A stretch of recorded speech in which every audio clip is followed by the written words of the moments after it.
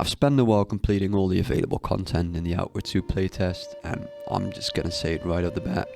I think 9 Dot Studio is doing a great job. They are fixing the jank without losing the soul. If you loved the first game for its hobo-to-hero grind, you can breathe a sigh of relief. The atmosphere is back, the music is still that iconic sweeping score, and the world feels more alive than ever. The playtest felt like an evolution of Outward 1. So let's go over the changes and my experiences from the playtest. First things first, let's talk character creation. We finally have actual options, no more looking like a shell-shocked potato. The faces look a lot better and the customization options are legit. After creating your mega chat, you can customize them further with classic RPG options. These are mainly just small benefits to stats, but it's nice to see that more options are added to customize your character. It feels like they've gone for a more RPG heavy influence than the first game. And when you spawn into the city of Haboob, which, by the way, great name, it feels like a real city. It's cinematic, the NPCs are moving around, the skill is impressive, and in general it just feels alive. The UI has also seen a big overhaul. It's smooth, it's tidy, and most importantly, the hotbar has been expanded. You have so many more slots to play with now, which suggests the build flexibility in the late game is going to be great compared to the first title as well. And the quality of life improvements that come with this are also not to be underestimated. You can finally add potions, rags, food and whatever to your hotbar without sacrificing skills. Or you could just have 16 pistols there, you do you. Now let's talk combat. It has lost that floaty, janky feeling. Attacks feel fluid and the weight behind your swings is much more reactive, but it still hasn't lost that classic Outward feel.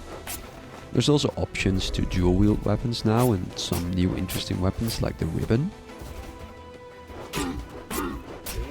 I also noticed that gear modifiers are a bit more interesting, or at least common, even on low level gear. Like you'll get a small percentage of bonus damage to your slash or blunt damage, but it makes even early game choices for gear a bit more interesting. There weren't too many options for magic yet, so I haven't really been able to test that, so I did my entire playthrough as melee. But the melee combat in general felt good. It felt very familiar, but losing some of the jank without losing that Outward feeling. And it's still as brutal as ever. If you don't know the enemy attack patterns or you just rush in without enough stamina, you just better hope Gap is nearby to save you. I personally spent a fair amount of time discovering all the different death scenarios, and I'm happy to see the game is still as unforgiving as it was if you're not prepared. And I've already grown a healthy amount of resentment towards some of the new monsters, like these owl beast things. I've forgotten the name, but oh god, I hate them.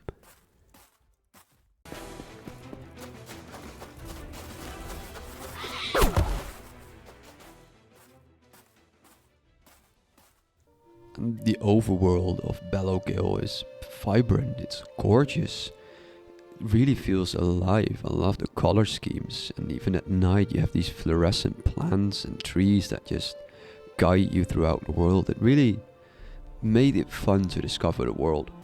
And then seeing the S-Giants heavily involved in this region was a highlight for me. Talking to them and seeing them walk around adds a lot of lore depth.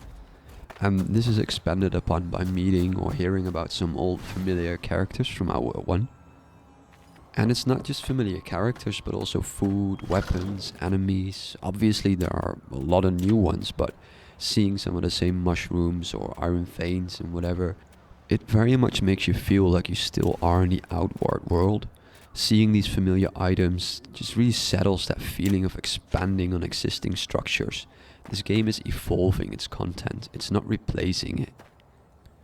And as beautiful as the overworld was, navigating it was a bit of a pain. In Outward 1 we relied heavily on massive landmarks, and in this new region those are just gone. There's just trees and mushrooms which look great, but if there's a lot of those it's kind of difficult to use those to navigate. The map art reminded me a lot of my ex-girlfriend. Looks amazing, but it's not very useful. Honestly, for the majority of my playthrough I was just lost. After a couple of hours I started to recognize a couple of places, but the map was of very little help to me. After my playthrough, I'm nothing but optimistic about Outward 2. It feels like a grown-up version of the original. It's just as brutal, it's prettier and more organized. I hope they change the map so navigation is more manageable, but other than that, I really don't have any complaints. It's all that I was hoping for and a bit more. I was already excited for Outward 2, but after playtesting this alpha build, I'm officially on the hype train. And that's it for this video. I've been Mojo, thank you very much for listening and apologies for the cold. I'm looking forward to breathing through my nose again, and also about hearing what you guys think about Outward 2. Let me know in the comments.